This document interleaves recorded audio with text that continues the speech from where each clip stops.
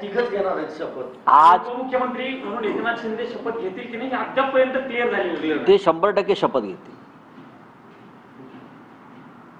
शपथ टाळण्याची हिंमत जी असते हे ती त्यांच्यात आहे का हे तपासावं लागेल।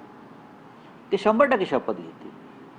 दिल्लीशी पंगा घेण्याची हिंमत या क्षणी त्यांच्यात नाही, कारण 2.5-3 वर्षापूर्वी ती हिंमत नव्हती म्हणून या सगळ्यांनी पक्ष सोडला। आज जर 3 मुख्यमंत्री आणि 2 उपमुख्यमंत्र्यांनी शपथ घेतली तर उरलेल्या मंत्रिमंडळ किंवा सरकार स्थापन करण्यासाठी त्यांना बराच काळ मिळतो आणि 3 जे प्रमुख लोक आहेत तेच राज्य चालवत राहतील। अनेकांच्या नाराज्या उडून घ्याव्या लागतात मंत्रिमंडळ विस्तारात। पाहूया काय होतं महाराष्ट्राच्या नशिबात, भाग्यात काय लिहिलंय काय नाही लिहिलंय हे आता आपल्याला पाहावं लागेल। आणि काल एकनाथ शिंदे यांची भेट घेतली फडणवीस यांनी, त्यांना मनवायचा प्रयत्न केला की तुम्ही आमच्या मंत्रिमंडळात हवे आहात, तुम्ही विश्वास व्यक्त करता की ते घेतील शपथ। 100% घेतील।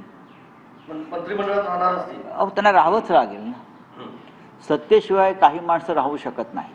अजित पवार काल मिश्किलपणे म्हणाले एकनाथ शिंदे घेतील की नाही माहित नाही, पण मी मात्र मुख्यमंत्री पदाची बघा, अजित पवारांचं राजकारण वेगळं आहे।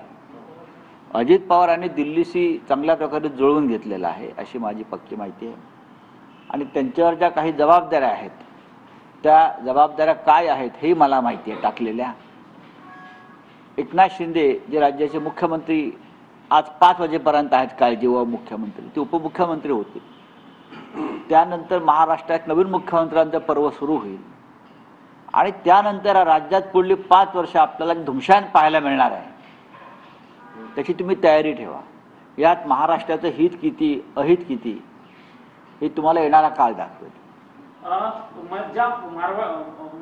गुजराती आणि मराठी बोलण्यावर जो वाद झालेला होता मुंबईमध्ये मंगलप्रभात रोडाच्या त्या मतदारसंघामध्ये मनसेच्याच कार्यकर्त्यावरती गुन्हे दाखल करण्यात आलेले आहेत। ह्याच्यावरती मराठी माणसांना खूप काळजीपूर्वक हा विषय पाहायला पाहिजे। फक्त मलबार हिल्लाच हा प्रकार घडलाय का नाही, मुंबईमध्ये ठिकठिकाणी असे प्रकार घडतात। काल ठाण्यामध्ये घडलेला आहे, घाटकोपरला घडलेला आहे, मुलुंडला घडलेला आहे। आता हा उठाव कोण करतं, यामागे कोणाची प्रेरणा आहे महाराष्ट्राविरुद्ध उठाव करण्याची हे आता उद्या आज शपथ घेतल्यावरती आम्ही राज्याच्या मुख्यमंत्र्यांना सांगू। आपण या मराठी राज्याचे मुख्यमंत्री आहात, प्रधान आहात, ही जबाबदारी तुमची आहे। ते